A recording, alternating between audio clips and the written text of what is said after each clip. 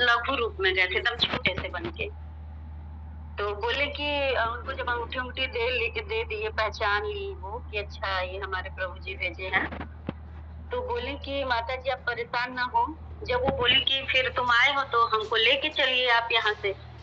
तो बोले कि अभी प्रभु का आज्ञा नहीं। मतलब वो डायरेक्टली बोले कि आज्ञा नहीं है प्रभु का।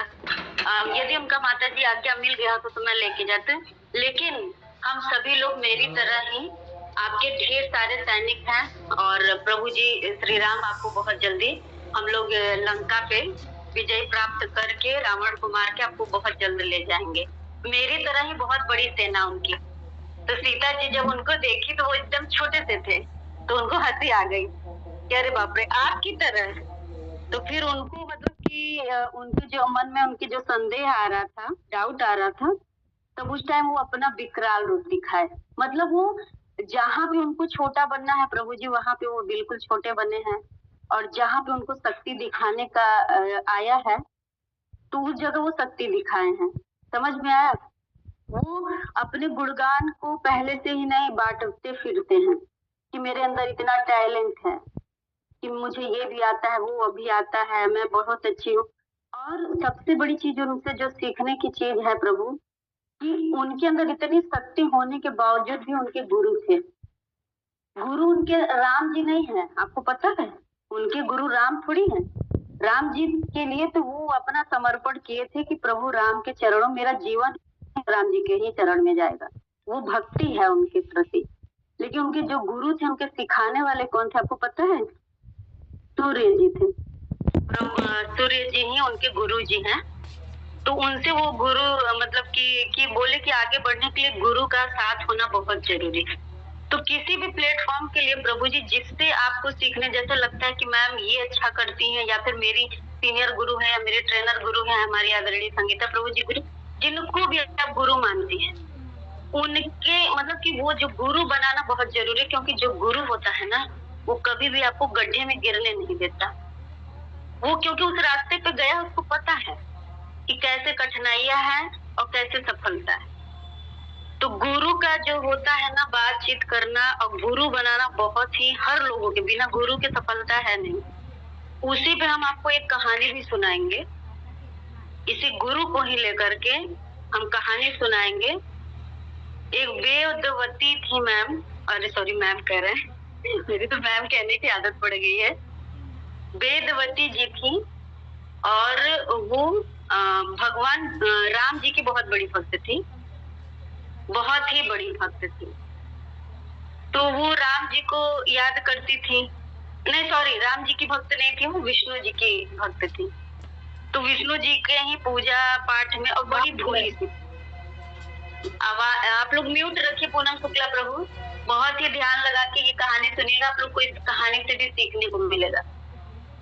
तो जो वो थी, वो विष्णु जी के मंदिर को साफ करना, ठीक है, उनको वो हवा पंखा करना, उनको भोग लगाना, सजावट करना, उनका पूरा विष्णु जी के ही चरणों में मतलब बहुत भक्ति था। हमेशा वो पूजा पाठ में लगी रहती थी, उनके सेवा में लगी रहती थी और सोचती थी कि कभी हमको भगवान विष्णु जी दर्शन देंगे। तो फिर उसके बाद क्या हुआ कि एक दिन उसको एक चोर देखता है, मतलब चोर रहता चोरी वोरी करने वाला, उनको वो देखता था और नोटिस करता था कि अरे ये तो बड़ी भोली है, और वो राजा की बेटी थी, और ये हम इनको आराम से इनके गहना वगैरह सब ले लेंगे। और ये वो क्या क्या देखिए, गुरु बनना, जोगी बनना ना बड़ा आसान होता है। जो देखो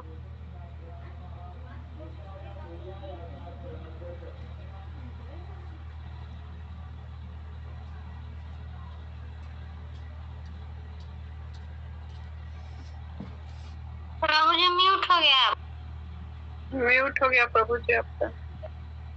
अच्छा अच्छा। तो गेरुआ, हम कह रहे हैं जोगी बनना बड़ा आसान होता है प्रभु जी, कि गेरुआ वस्त्र धारण कर लो और उसके बाद जटाएं बढ़ा लो, लेकिन अंदर से जो होता है आत्मा से जोगी बनना बहुत ही कठिन होता है और निभाना बहुत कठिन होता है। समझ में आया? तो वो क्या किया कि जैसे कि अब एग्जाम्पल में आपको बता दूं, रावण जोगी का ही रूप धारण करके सीता जी का हरण किए थे वो, लेकिन क्या वो जोगी थे? तो भैया कुछ देर के लिए आप जोगी बन सकते, लेकिन हमेशा के लिए जोगी बनना बहुत ही कठिन होता है, सबके बस की बात नहीं है। तो यहाँ पे क्या कि वो भी जोगी बन के उनके पास गया और वेदवती जी के यहाँ और बोले कि हमको भिक्षा दीजिए। तो वो गई भिक्षा लेके कि महात्मा आए हैं।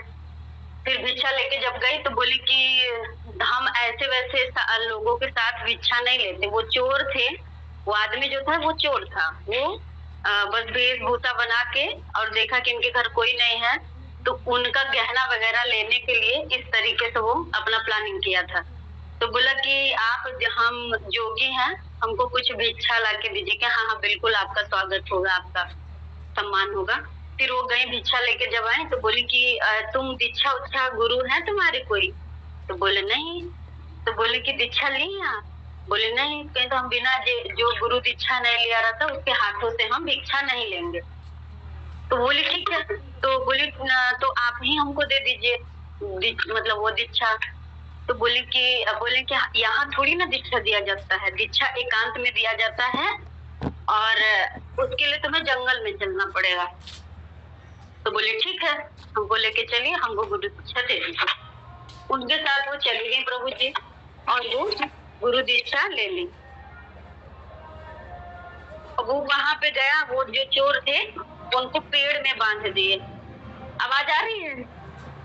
वो पेड़ में उनको बांध दिए। आप लोग कैमरा ऑन कर लीजिए जितने लोग हैंड राइज किए हैं भैया। तो वो पेड़ में दोनों हाथ उनका बांध के और पूरा गहना वगैरह ले लिए वो गुरुजी जो थे और बोले कि इसको 1 हफ्ते बाद हम खोलेंगे। समझ में आया? तो वो बोली सोच रही थी वो गुरु है, ऐसे ही साथ दीक्षा लिया जाता है। बड़ी भोली सी थी, बड़ी सिंपल सी, इसलिए वो बोले कि इनको बेवकूफ बनाना बड़ा आसान है। जैसे होता नहीं कोई सिंपल सा रहता है तो उसको सब सोचते हैं कि ये तो आराम से बेवकूफ बन जाएगी, इसको तो हम पटा ही लेंगे, बड़ी सीधी सी। तो सेम वही उनके मन में भी था। फिर पेड़ से उनका हाथ बांधे, फिर उनकी ज्वेलरी वगैरह जो था सब ले लिए, वो चले गए। बोले कि 7 दिन बाद हम इसको खोलेंगे। बोले तो वो सोची ये मतलब हमारे गुरु का आज्ञा है कि कोई दीक्षा होता है जो 1 हफ्ते तक रहता है उसके बाद ही होगा। उनके मन में ये भाव था। वो कभी ये सोची नहीं कि हमारे गुरु जी चोर है। अब सुनिए आगे की कहानी ये है।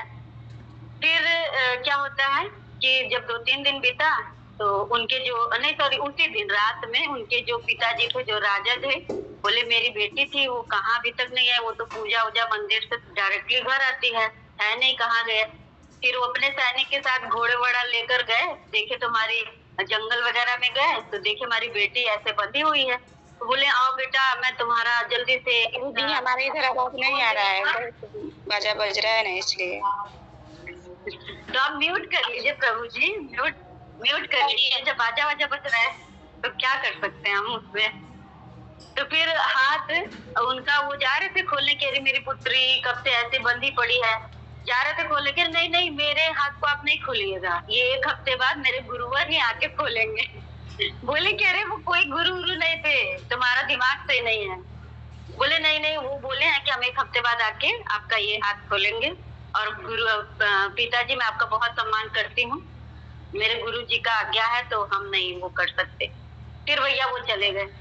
बहुत समझाए पुत्री को नहीं था, वो भी लौट के चले गए। फिर आता है कि जो भगवान थे प्रभु नारायण, वो देख रहे हैं कि वही समझ लीजिए श्री राम जी ही कि भैया मेरे ना मंदिर में झाड़ू लग रहा है, ना दिया बत्ती हो रहा है, ना हमको कोई भोग लगा रहा है, मेरा कोई सेवा जो सेवा करती थी वो कहाँ गई वो कन्या।